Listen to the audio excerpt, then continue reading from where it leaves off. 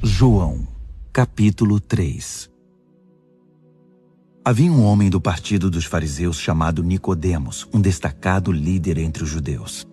Certa vez ele visitou Jesus tarde da noite e disse: Rabi, sabemos que o Senhor é um mestre que vem de Deus. Ninguém poderia realizar esses atos que revelam a realidade de Deus se Deus não fosse com ele. Jesus disse: Você está absolutamente correto. Preste atenção. A não ser que alguém nasça do alto, não é possível ver aquilo que estou apresentando, o reino de Deus. Como pode alguém nascer se já nasceu e cresceu? Estranhou Nicodemos. Não é possível entrar de novo no útero materno e nascer outra vez? E que história é essa de nascer do alto? Jesus respondeu: Você não entende. Deixe-me dizer de novo. A não ser que alguém se submeta a essa criação original, a criação na qual o vento pairava por sobre as águas, o invisível movendo o visível, um batismo para uma nova vida, não lhe será possível entrar no reino de Deus. Quando você olha para um bebê, vê apenas isto, um corpo que se pode contemplar e tocar.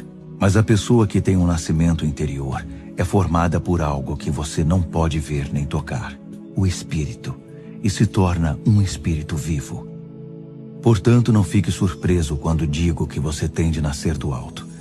De fora desse mundo, por assim dizer. Você sabe muito bem que o vento sopra para lá e para cá. Você o ouve sussurrando pelas árvores, mas não tem ideia de onde ele vem, nem para onde vai. O mesmo acontece com aquele que é nascido do alto, pelo vento de Deus, o Espírito de Deus. Nicodemos perguntou: O que o Senhor quer dizer com isso? Como acontece? Jesus disse: Você é um mestre respeitado em Israel e não conhece o básico. Ouça com atenção. Esta é a pura verdade. Falo apenas a respeito do que conheço por experiência. Dou testemunho apenas do que tenho visto com os próprios olhos. Não me baseio em boatos. Mas em vez de encarar as evidências e aceitá-las, você as evita com perguntas. Se quando digo coisas claras como o dia, você não acredita em mim, por que eu falaria de coisas que você não pode ver, das coisas de Deus? Ninguém jamais esteve na presença de Deus, senão aquele que veio daquela presença, o Filho do Homem. Assim como Moisés levantou a serpente no deserto, para que o povo pudesse vê-la e crer, é necessário que o Filho do Homem seja levantado, para que todos os que olharem para ele, com confiança e com esperança legítima, recebam a vida real, a vida eterna. Deus amou tanto o mundo que deu seu Filho, seu único Filho, pela seguinte razão: para que ninguém precise ser condenado, para que todos, crendo nele, possam ter vida plena e eterna. Deus não se deu ao trabalho de enviar seu Filho apenas para poder apontar um dedo acusador e dizer à humanidade como ela é má. Ele veio para ajudar, para pôr o mundo nos eixos outra vez. Quem confiar nele será absolvido, mas quem não confiar terá sobre si, sem o saber, uma sentença de condenação. E por quê? Porque não foi capaz de crer no único Filho de Deus, quando este lhe foi apresentado. Esta é a situação. A luz de Deus invadiu o mundo, mas a humanidade inteira correu para as trevas. Fugiram porque não estavam interessados em agradar a Deus. Aquele que pratica o mal é viciado em negar a realidade e iludir-se, e odeia a luz de Deus. Não vai querer se aproximar dela para não ser submetido a uma exposição dolorosa. Mas quem crê e vive na verdade e na realidade, recebe de coração a luz de Deus, de modo que sua obra pode ser vista, pois é a obra de Deus. Depois dessa conversa, Jesus foi com seus discípulos para o interior da Judéia e descansou um pouco com eles ali. Ele também batizava. Ao mesmo tempo, João batizava em Enom, perto de Salim, onde há muita água. Isso foi antes de João ser preso.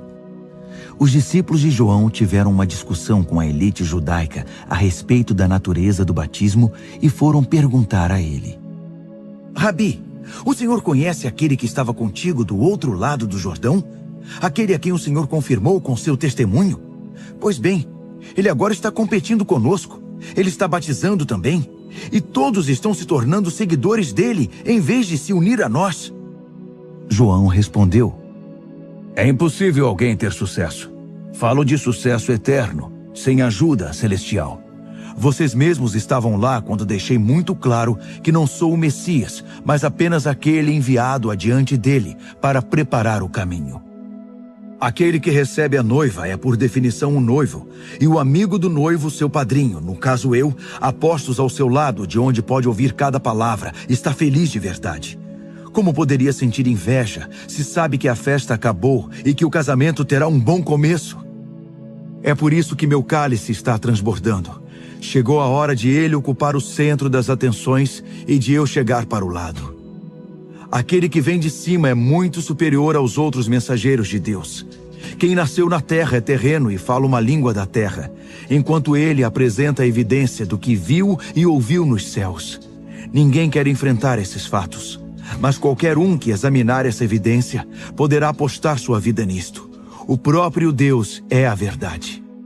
Aquele que Deus enviou nos comunica a própria palavra de Deus. E não pensem que ele divide o Espírito como se partisse um pão. O Pai ama o Filho de modo imensurável e tudo entregou a ele, para que ele passasse tudo adiante. Uma generosa distribuição de dons. É por isso que quem aceita o Filho e confia nele tem tudo. Vida plena e eterna. Também preciso dizer que quem rejeita o Filho e não confia nele, vive na escuridão e não vê a vida. Tudo que experimenta de Deus são trevas e ira tenebrosa no final.